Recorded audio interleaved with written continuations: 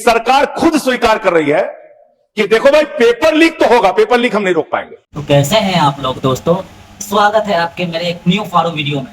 जो चड्डा को ऐसा चड्डी बनाता है संजय सिंह, मजा आ जाएगा वीडियो देखने में। तो वीडियो को शेयर करना और सब्सक्राइब जरूर कर देना। मैं ये बात इसलिए कह रहा हूं क्योंकि 19 जुलाई 2026 को, आज से मात्र 10 दिन पहले, पंजाब के अंदर एक फार्मेसी ऑफिसर रिक्रूटमेंट का एग्जाम हुआ। उसमें मैसिव इरेगुलरिटीज देखी गई। ब्लूटूथ डिवाइसेस के माध्यम से लाइव चीटिंग चल रही थी और चीटिंग सिंडिकेट वो चीटिंग फैसिलिटेट कराने के लिए 13 लाख रुपए का रेट चार्ज कर रहा था। यही नहीं सर, आम आदमी पार्टी की सरकार जब पंजाब में बनी तब से अभी तक नायब तहसीलदार के एग्जाम में इरेगुलरिटीज देखी गई और लार्ज स्केल चीटिंग हुई। पंजाब स्टेट एजुकेशन बोर्ड में 12वीं क्लास का इंग्लिश का पेपर लीक हुआ। दोस्तों हरामखोर तो देखा, मगर राघव चड्डा जैसा हरामखोर नहीं देखा।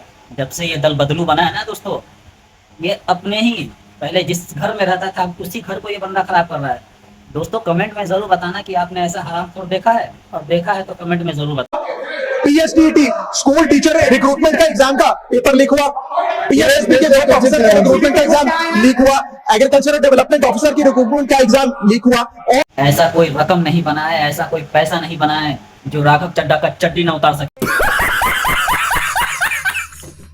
एक्साइज और टैक्सेशन इंस्पेक्टर की रिक्रूटमेंट की मेरिट की लिस्ट जब आई तो उसमें फर्जी नाम डाल के जारी कर दिया गया। सर मैं आ रहा हूं, अब मैं कांग्रेस में। दोस्तों अब ये कांग्रेस में आएगा, एक दिन ऐसा टाइम आएगा ना, कांग्रेस की सरकार बनी ना तो बीजेपी को छोड़ के कांग्रेस में आएगा, जैसे अभी आ रहा हूं। आप कांग्रेस का सुनिए सर, मेरा समय खराब कर रहे हैं। आप बोले सर। जब सर कांग्रेस की कर्नाटक में सरकार है। इसी साल जनवरी 2026 में एसएसएलसी का पेपर हुआ। इसी साल कर्नाटक में कांग्रेस की सरकार के अंडर एसएसएलसी का पेपर हुआ, पेपर लीक हुआ और वो पेपर ऑनलाइन 200 रुपए में स्टूडेंट्स को बेचा जा रहा था। हिमाचल प्रदेश में HP state selection commission recruitment exam का पेपर कांग्रेस के कार्यकाल में लीक हुआ। अब आप सुनिए सबसे चौंका देने वाली घटना। सर सबसे शॉकिंग और सैड बात यह है कि 2016 में कर्नाटक में जब कांग्रेस की सरकार थी तब वहां पे 12वीं कक्षा का प्री यूनिवर्सिटी कॉलेज का 12th का केमिस्ट्री का पेपर लीक हुआ। ये क्लासरूम का पेपर नहीं था सर, ये स्टेट बोर्ड एग्जाम था। ये स्टेट का एग्जाम जब पेपर लीक हुआ, बच्चे एग्जाम देकर घर आ गए, पता लगा पेपर लीक हो गया, पेपर कैंसिल कर दिया। 20 दिन बाद री एग्जाम कराया गया, री एग्जाम का पेपर भी लीक हो गया और उसके बाद रात को 3:30 बजे वो पेपर व्हाट्सएप पे घूम रहा था। री एग्जाम को भी कैंसिल करना पड़ा। इसके बाद जब जांच हुई, स्टेट सीआईडी ने जांच करी तो 3 लोगों को अरेस्ट किया, जिसमें कर्नाटक सरकार के मेडिकल एजुकेशन मिनिस्टर डॉक्टर शरण पाटिल का पीए खुद शामिल था। पीए 10-10 लाख रुपए लेकर पेपर लीक कर रहा था। उसके बाद जब मंत्री जी से पूछा गया कि आप इस्तीफा क्यों नहीं देते, आपकी मॉरल और डायरेक्ट जिम्मेदारी बनती है, आपके दफ्तर का आपका पीए पेपर लीक कर रहा है, आप क्यों नहीं इस्तीफा देते, तो उन्होंने कहा कि there is no question of resigning. अगर कुछ गलत हुआ है तो वो मेरे पीए का पर्सनल मैटर है, उसकी पर्सनल लाइफ है। वहां सर ऑफिस गवर्नमेंट का, डेजिग्नेशन गवर्नमेंट की, एक्सेस गवर्नमेंट का, बट अरेस्ट की बात आई तो पर्सनल लाइफ का मैटर। हम कुछ नहीं देखेंगे, तुम्हारा तो कुछ नहीं देखेंगे, तुम वो साले दल बदलू नहीं देखेंगे, जो करना है कर लो। और आयरनी देखिए, आज 2026 में कर्नाटक में फिर कांग्रेस की सरकार है और डॉक्टर शरण पाटिल फिर मंत्री हैं और उसी विभाग के मंत्री हैं, मेडिकल एजुकेशन विभाग के मंत्री। प्यारे बच्चों, जो कुछ करना था कर लो, अब्बू आ रहे हैं। मान्यवर, मैं ये बिल पढ़ रहा था और आपने नीट के पेपर लीक के कारण जब 22 लाख बच्चे प्रभावित हुए तो आपने कहा री एग्जाम कराएंगे। पहली बार जब आपने एग्जाम कराया तो 22,80,000 बच्चे उसमें बैठे थे, लेकिन दोबारा जब आपने री एग्जाम कराया तो उसमें मात्र 20 लाख बच्चों ने हिस्सा लिया, 2,80,000 बच्चों ने हिस्सा नहीं लिया।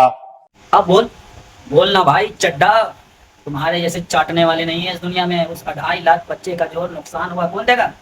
अरे तुम्हारे नुकसान देते हुए तुम्हारी चड्डी फट जाएगी। उस गुनाह के लिए, उस पाप के लिए जिम्मेदार कौन है?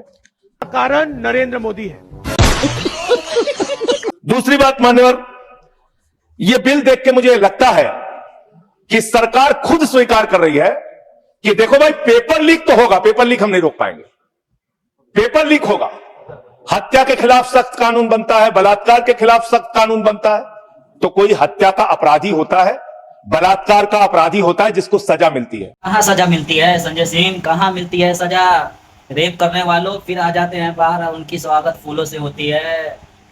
संजय सिंह कहां हो आप? नहीं होती है सजा, नहीं मिलती है इस पार्टी में, इस अभी के इंडिया में नहीं मिलती है सजा। रेप करो, कुछ टाइम सजा काटो, फिर आ जाओ फूलों से स्वागत, उसके बाद से फिर वही काम। पेपर कराने की जिम्मेदारी तो सरकार की है मानवर। पेपर कराने की जिम्मेदारी तो सरकार की है। आपको अपने ऊपर कॉन्फिडेंस ही नहीं है कि आप ऐसा पेपर कराएंगे जिसमें पेपर लीक ना हो। ये आपको कॉन्फिडेंस नहीं, इसलिए आप ये कानून लेके आए। कानून में लिखा क्या है? इस कानून में आप लिख रहे हैं 2 महीने में इन्वेस्टिगेशन पूरी हो जाएगी, 3 महीने में ट्रायल खत्म हो जाएगा। 2 महीने में इन्वेस्टिगेशन पूरी हो जाएगी, 3 महीने में ट्रायल खत्म हो जाएगा। कितने कोर्ट है आपके पास? पूरे देश में कितने जजेस हैं आपके पास? फास्ट ट्रैक कोर्ट की असलियत मानने और पता है आपको?